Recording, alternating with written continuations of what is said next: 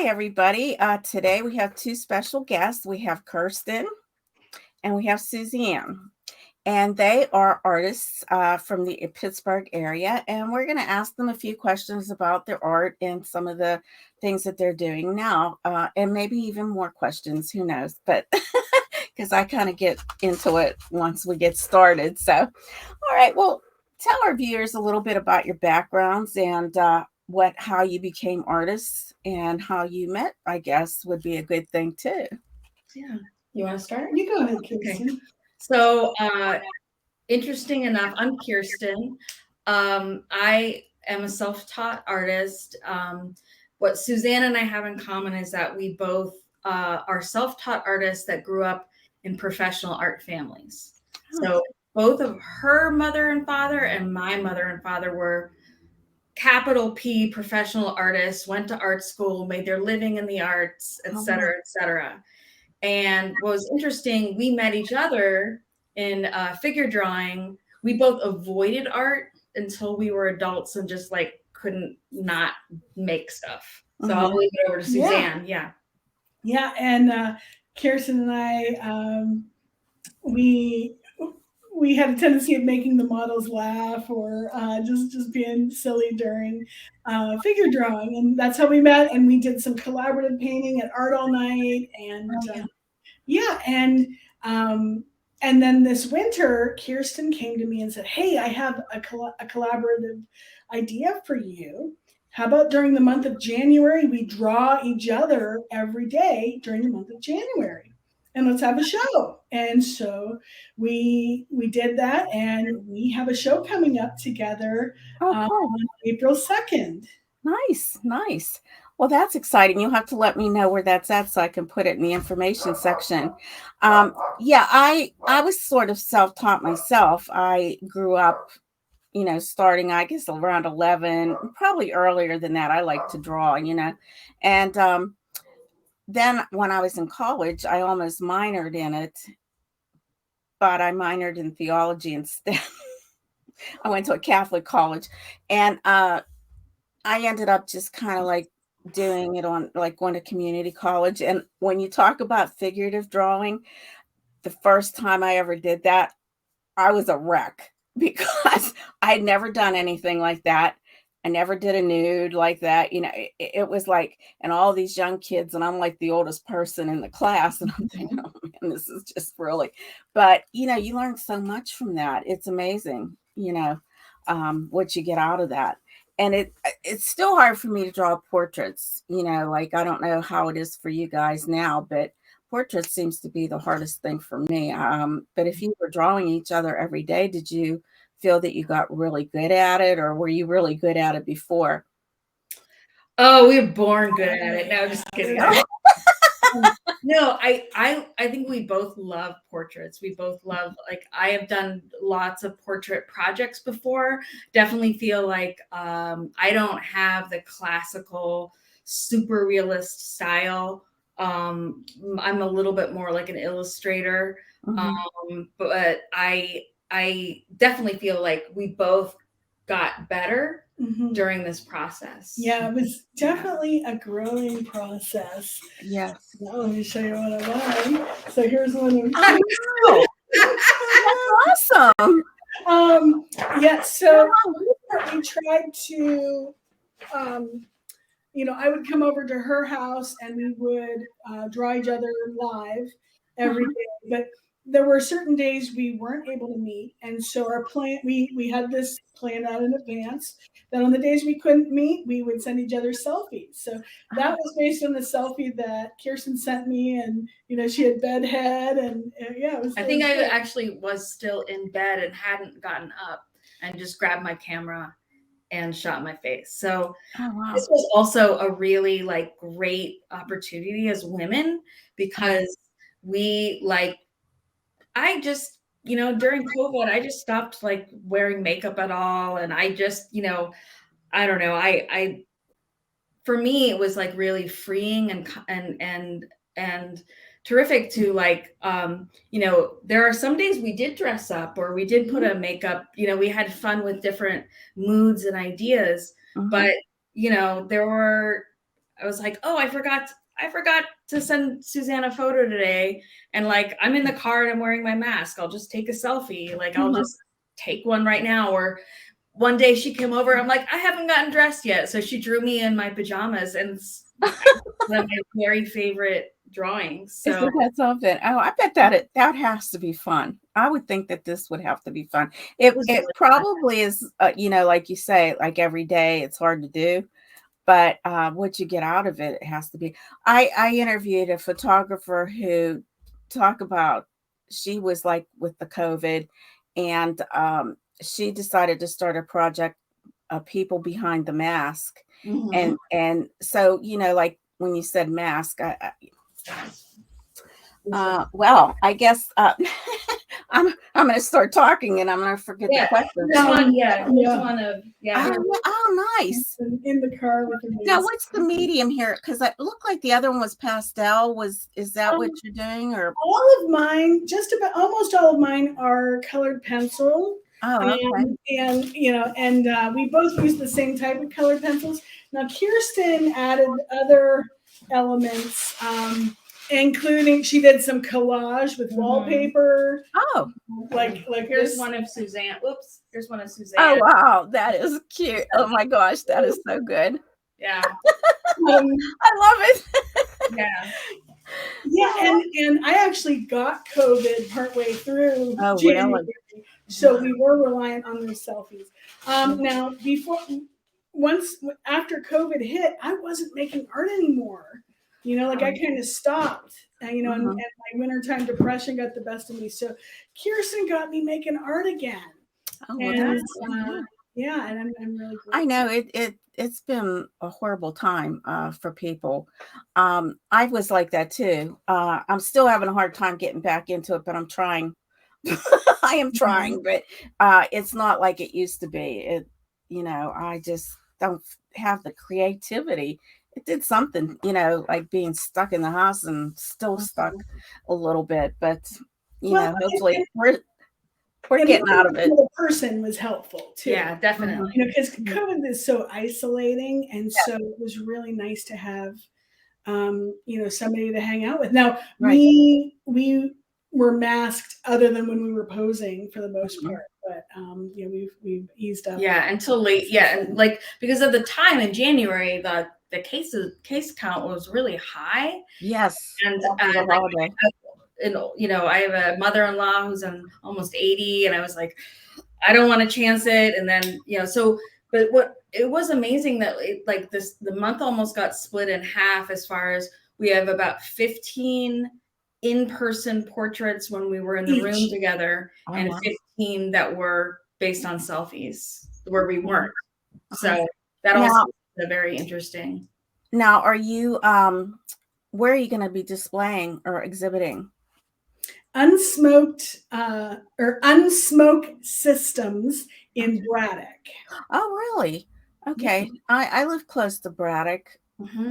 That'll be interesting. When does it start? April 2nd, you said? Yes, because we aren't fools. April 1st for us, April 2nd. Okay, April 2nd. Okay. Yeah, April Fool's. Yeah. Start on that day. I didn't know they had a gallery there. So that's pretty interesting too, because things have changed. Right across from the Edgar Thompson Works. Oh, okay. Down that way. Okay. Where Superior Motors used to be, shares the driveway with that former restaurant. Yeah. Oh, okay. Okay. Well, I kind of know. I used to work for the gas company, and some of my region was in that area. I know this was like 30 some years ago, but I guess it's changed because they're building up. I know, like there's like a brewery, there's a microbrewery there and things like that. So, I mean, I'm glad to see that there's some revitalization, especially with the arts. It just seems like there's not that much around Pittsburgh, and it bothers me, exhibiting is so hard to find a place to exhibit, so that's awesome. Thumbs up for you guys. And, we really were trying to create our own art opportunity here. Yeah. Which nobody asked us to do this, like we came up with the idea. We're paying for everything. And also, Suzanne had already reached out to Unsmoke. So, and they are an amazing, because the person who runs that space is not taking any kind of commission or anything like that. So, that's awesome. They're very supportive of artists. But yeah, it's hard sometimes to carve out opportunities. But I think what we really just decided for this is we're not going to wait for someone else to ask us. We don't need permission. Well, it's hard to get into things too, because if you don't belong to a group, an art group, who exhibits on a regular basis, and then you have to go through a jurying process. I mean, it could be the same people all the time. You really don't get that opportunity. The only place that I've actually had an opportunity was in Ligonier, and I got to exhibit a couple things there. I don't know if you know that. Oh gosh, it's southeastern something or other, or southwestern. It's in Ligonier. It's an actual museum. Southern Alleghenies. Yes. Museum of Arts. Yeah. Yeah, of the art. And but I didn't like that anymore, because you had to do it in the winter, and then you had to go pick it up when it was snowing all the time. It just seemed like it, and they don't hold it for you. You have to pick it up that day. So. But Kirsten and I are both members of Associated Artists of Pittsburgh. Okay. And Group A. And Kirsten is in the Fiber Arts Guild, and she was just asked to be on the board. Yes, I'm a board member. Yes. So, both of us also work in other media other than drawing, but I think we both really love doing portraiture. Yeah. And I belong to drawing is just Society of Artists. I think. What's that? Sorry. I belong to Pittsburgh Society of Artists. Oh, cool. Oh, yeah. I've been in that as well. Yeah. It's so funny, because I couldn't wait to get in that, and then I got in it, and I haven't been able to do anything. I think I exhibited one thing one time, and that was it. I just haven't. I don't know what it is, I just got lazy on it. So, but I'm still in it. I mean, I still pay my dues and everything. I tried for the Associated Artists, but with 12, or at that time we had to have 12 photos or pictures. And I guess they like to see consistency, which I didn't have, and I didn't realize it. So I never have 12 things on hand, so. Apply again, though. You know what? It's a great organization, right? And I mean, I got in on my third try. So, is that right? Oh, okay. Don't take no for an answer. Keep trying. Keep trying. What's this Group A? I change, and it's one person's opinion. It's always one person's opinion. There's no way to be totally objective about art. So it's always. I think too, what they used to do with Associated is they used to have local people. And local people curate and jury, and then that, so maybe somebody knows somebody or not, but now they have outsiders that don't know the artists at all, which is really good, because then it's they're just looking at the art, not the name. I was juried in by a curator from the National Gallery of Art in DC. They brought in Ellen Mays, and she was awesome. Yeah. Interesting. Yeah. Because I felt that was with the Pittsburgh Society of Artists, that it was always the same people that were getting juried in. Yeah. And that was frustrating. And it took me a few tries. I finally got in, but I mean, that's why you want to have outside curators for most. Yeah. Even the guilds we belong to, a lot of times the curators, for the Fiber Arts Guild, they don't choose local curators. They choose outsiders so that they don't have any preconceived bias or, But a word to anybody out there who isn't a member of any organizations or guilds, don't worry about it. You don't need a seal of approval. You don't need anybody's permission. Go and make your art and do your thing. Find a way to show people your art. That's true. I mean, a friend of ours actually puts art up for free all over the place with just he sells art online, but he also makes paintings on cardboard and puts them all over the place and says, pay what you like. And he even told us, which is hilarious, that he puts art up in the fake bedrooms and living rooms at IKEA. Oh, really? Oh, neat. Just to share it, just to get it out there. Now, Kirsten and her husband Will created a little free art gallery in front of their house. Oh, nice. There's little free libraries. It's a little free art gallery. Oh, okay. Okay. And anybody can leave art and take art. Yeah, I'll let you. Oh yeah, it's called Silver Apple Gallery, and we just have an Instagram site. And during odd months, it's a free art gallery, and during the even numbered months, we have tiny little artist shows. Oh, and we're gonna have our first front porch art opening in April. Oh, nice, nice. Well, that's it's like there are opportunities. Make your own, or provide. I think part of this too. Like I'm very invested in supporting other artists too. So like I think, oftentimes we're like, oh, like I'm not getting the opportunities, or no one's asking me to do this. But like, are you doing anything to provide opportunities for anyone else? So that's also a thought too. Like, how are you supporting other artists? You go to their shows, like that's really important, I think, in terms of like creating art community. So. Right. That's true. That's true.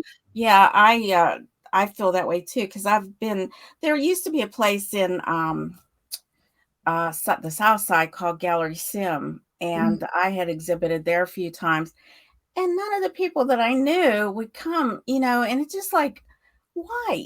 Why couldn't they come? It's like my husband is in a band. He plays bass, and no one will ever come to the gigs either. You just wonder, well, how are you supposed to support each other? This is supposed to be supportive.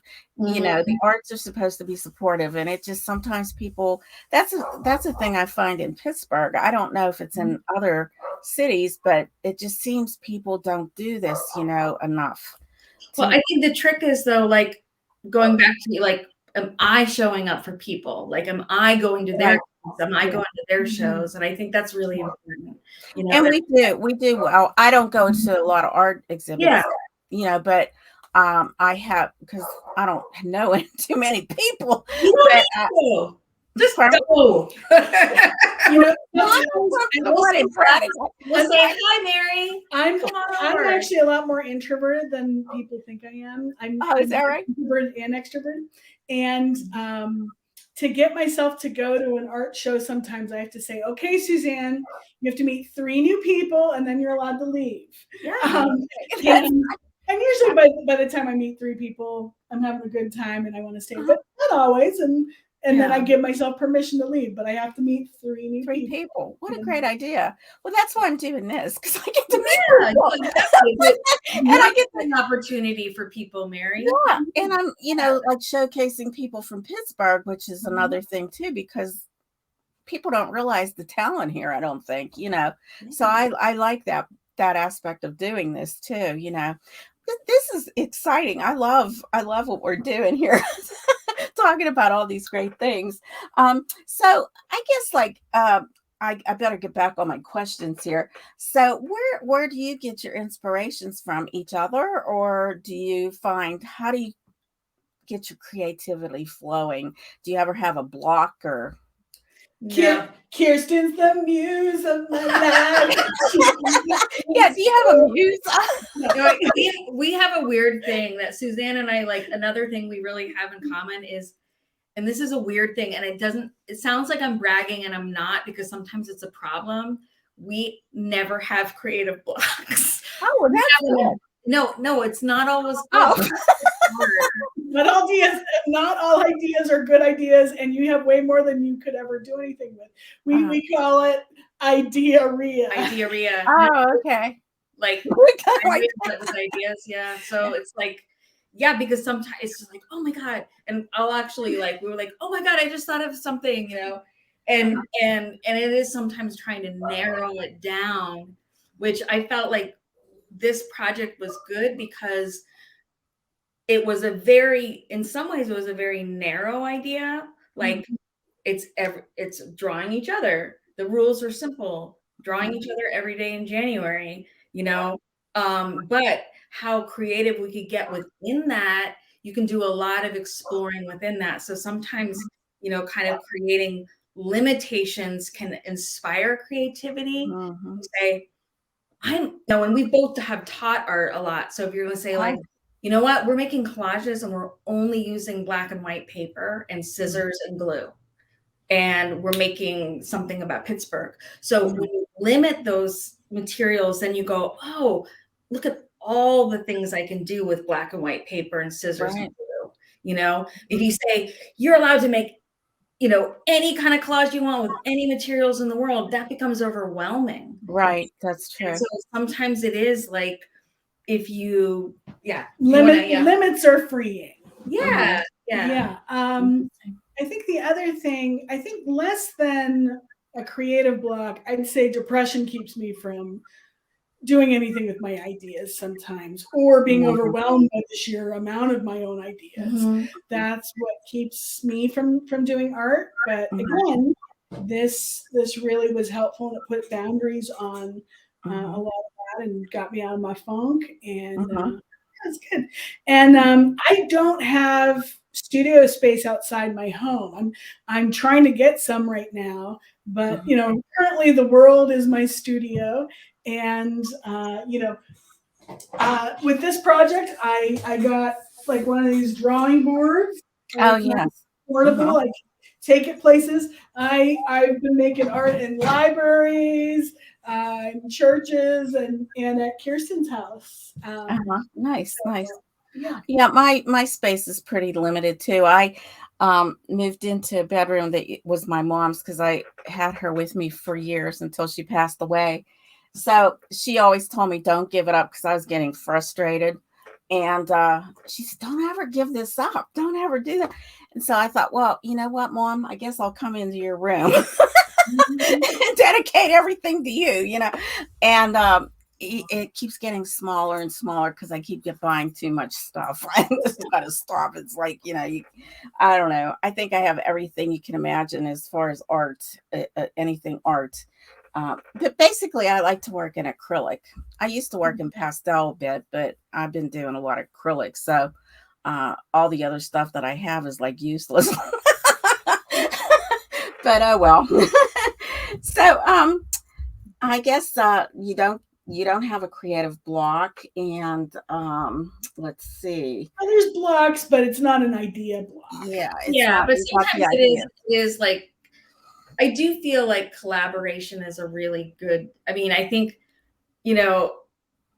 doing this with Suzanne, I don't think either of us would have done this on our own, and like having the other person to bounce ideas off of. And I also feel like when you do get into a stuck spot, that's where it's really valuable to connect with other artists. Yes. Yeah. And there are days I wouldn't have shown up or made art for myself, but because Kirsten was involved, that has kept me honest and given me that accountability. And same.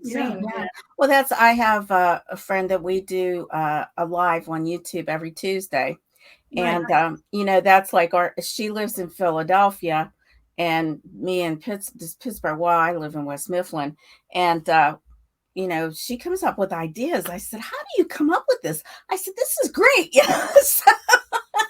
So it's fun that way. It gives me a little bit more, it stretches my creativity. So it does help to collaborate, really does.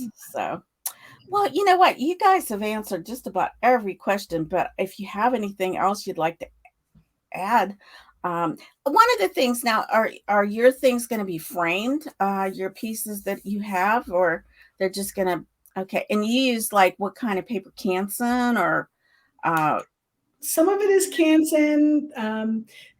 A lot of it is paper that was Kirsten's dad's. He's a graphic designer. It's a very wide range. I'm drawing some of Suzanne on wallpaper samples. So I thought they were cool. Like here, I'll show you another one of it. So oops. This way. Oh yeah, that's nice. Yeah, wallpaper. And then I used a lot of collage on mine, but it's everything from scrap paper to arches, really nice paper, to everything in between, you know. Well, you guys have that background too from your families. I mean, your parents. Yeah. I saw something There's Suzanne another posted. Oh, of yeah, Suzanne. that's nice. So this is collage. Very nice. Yeah. Suzanne posted that her mother did. Oh, that was beautiful. She used matchsticks. I mean, Yeah. Well, my mother also uses like popsicle sticks in her work. And oh my goodness. yeah. So yeah. Here's Oh wow, look at that. That's beautiful. Mhm. Oh wow. Yeah. Wow. And again, our show is April 2nd at Unsmoked Systems in Braddock. Braddock Avenue. Yes. Wow, I'm gonna tell my husband so he can come down because I'd like to see this. And the name of our show is Drawn Together, a coming of middle-age story in 62 portraits. Oh wow. Yeah, and a lot of them feature Kirsten's home. So you see And let me ask you, how long did one of these take? I mean, because some of these are pretty detailed. Oh yeah, and a lot of them we worked on after that day was up. Okay. But we did our initial drawing, or we're working from a photo taken from each day in January. So it varies, really. It really does. Some of them are pretty quick, but yeah, a lot of them take 10 hours, 4 hours. Oh yeah. So I think it'll be a really great show. There's going to be 62 portraits, 31 of me, 31 of her. It's more of us than you ever want to see. Well, they look interesting because each one's posed different too, and it's a different background. So I think it'll be all good. Well, and people that look like us and people that are our age, we're not often the subject of art either. And so this is a little bit revolutionary without us even trying, isn't it something that, like, once you hit a certain age, nobody even looks at you anymore?